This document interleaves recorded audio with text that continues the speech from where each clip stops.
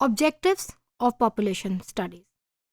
کوئی بھی سبجیکٹ پڑھایا جائے یقیناً کچھ نہ کچھ ایسے گولز، ایسے آبجیکٹیوز، ایسی اسٹریٹجیز ہمارے ذہن میں ہوتی ہیں جس کی وجہ سے وہ سبجیکٹ پڑھایا جاتا ہے. اگر ہم prime objective of population planning کی بات کریں،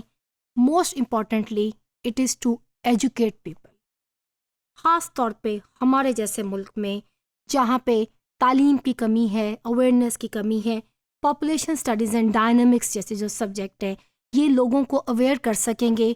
وہ پکچر دکھا سکیں گے جس سے انہیں پتہ چلے گا کہ بڑھتی پاپولیشن نہ صرف ان کے اپنے لیے ڈینجرس ہے، ان کی فیملی کے لیے ڈینجرس ہے، بلکہ کمیونٹی، اسٹیٹ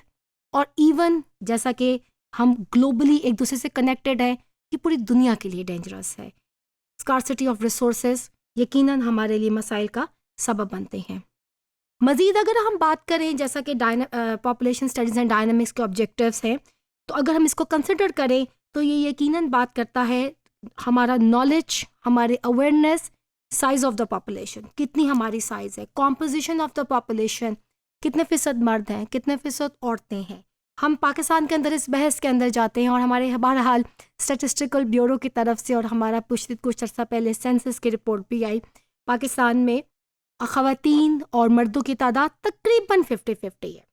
برابر ہیں، زیادہ فرق نہیں ہے. اور اس کے ساتھ مزید نہ صرف ہم کمپوزیشن اور سائز میں ان چیزوں کو دیکھتے ہیں، ہم فردر ڈیٹیل کے اندر جاتے ہیں. خاص طور پہ کہا جاتا ہے کہ پاکستان وہ ملک ہے، کہا نہیں جاتا بلکہ یہ اسٹیٹسٹیکلی یہ بات موجود ہے، ہمارا شمار اس ملک کے اندر ہوتا ہے جہاں پہ نوجوانوں کی تعداد بہت زیادہ ہے. یہ it's a good sign, it is a healthy sign, because youngsters are the people who are supposed to lead the country. Youngsters are the people who are supposed to take this country towards the growth and development. تو جس ملک کے اندر نوجوانوں کی اتنی تعداد ہوگی، statistics ہمیں یہ بتا رہے ہیں، ضرورت اس بات یہ کہ ہم نے صرف انہیں صحیح راستے کی طرف لے کے جانا ہے. اس طرح سے پاپولیشن جب سائز، کمپوزیشن، یہ تمام ڈیٹیل ہمیں بتاتی ہے، پاپولیشن اسٹڈیز کو پڑھنے کا، پاپولیشن اسٹڈیز اینڈ ڈائنامکس جیسے سبجیکٹ کو پڑھنے کا ایک اور جو مقصد ہے وہ ہے ہم پاسٹ ایوولوشن جو ہوا، پریزنٹ ڈسٹریبیوشن اور future changes in the population, یہ تمام چیزیں ہمیں اس کی اسٹڈی سے معلوم ہوگی. ماضی میں کیا تھا، کیا ٹرینڈز تھے ایک سرٹن ایریا میں پاپولیشن کے، ریسرچ ہم کریں گے تو ہمیں پتہ چلے گا کہ ہماری جو پریزنٹ ڈسٹریبیوشن ہے maybe it is the outcome of the past evolution. ماضی میں جو تبدیلیاں آئیں، جیسا کہ مثال کے طور پر جب سائنس اینڈ ٹیکنالوجی ترقی کرتی ہے، آج سے 200-250 سال پہلے جب دنیا کے اندر سائنس اینڈ ٹیکنالوجی ترقی کرنی شروع کی اور وہ والی ادویات انوینٹ ہوئیں، ڈسکور ہوئیں، جو کہ جنہوں نے انسانوں کو سیو کیا، جیسا کہ ایکس رے مشین کے بارے میں کچھ عرصہ میں پہلے میں پڑھی تھی، اس نوبل پرائز ونر انسان جس نے ایکس رے دریافت کیا. آج کرونا ٹائمز میں سب سے امپورٹنٹ ایکس رے ہے جب لنگس کا ہمیں پتہ چلتا ہے، and we can save human life. جب یہ ساری چیزیں آہستہ آہستہ ڈسکور ہوئیں تو dynamics of the population changes آئے ان ٹرمز کے ڈیتھ ریٹ آپ کا کم ہو گیا اور آپ کی جو لائف ایکسپیکٹنسی ہے، ہماری ایوریج لائف، وہ بڑھ گئی.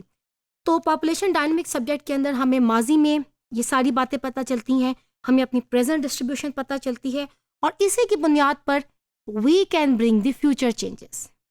ہمیں آج پتہ ہے کہ پاکستان کی آبادی جو ہے وہ 22 کروڑ سے زیادہ ہونے کو آ رہی ہے،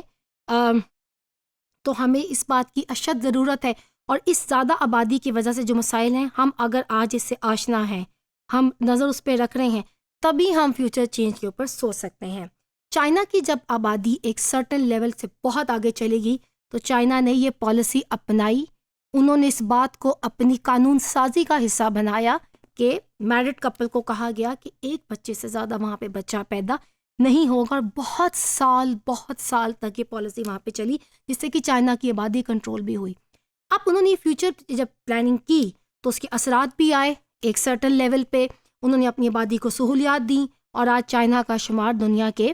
ان ٹاپ کنٹریز میں ہوتا ہے جو کہ اکنامک اور سوشل ترقی کی راہ کی طرف بھی ہیں اور ایک سرٹن لیول آف سٹینڈرڈز کو اچیو بھی کر چکی ہیں. تو پاپولیشن اسٹڈیز کے سبجیکٹ کا یقیناً یہ ایک آبجیکٹیو ہے کہ ہمیں اپنے پاسٹ ایوولوشن، پریزنٹ ڈسٹریبیوشن اور changes in the future population کا بھی پتہ چلتا ہے.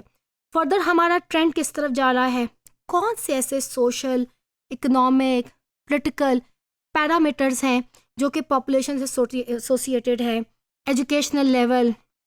Extent of urbanisation, employment, living standard, یہ تمام چیزیں ہمیں پاپولیشنس، یہ آبجیکٹو ہے، یہ اس کا ایک ایم ہے، اسی لیے یہ سبجیکٹ پڑھایا جاتا ہے. To study the trend of population growth and population distribution which describe the trend of population and its relation with the different aspects of social parameters like educational level, extent of urbanization, employment, living standard, etc. اسی طرح سے ہم protect کرتے ہیں ہمیں demographic evolution کو. Population planning کا subject جب ہم اس کو پڑھتے ہیں یہ موٹیویٹ کرتا ہے کہ لوگ اپنے فیملی سائز کو اسمال رکھیں. بڑھتی آبادی ایک گھر کے اندر اگر ایوریج لوگ زیادہ ہیں، زیادہ بچے ہیں انہیں، اور ہمارے ہاں ایک سرٹن جو ہماری پاپولیشن ہے بہت بڑی تعداد لیونگ پاورٹی لیول سے نیچے کی زندگی گزاری ہے اور مڈل کلاس بھی بہت زیادہ ہے.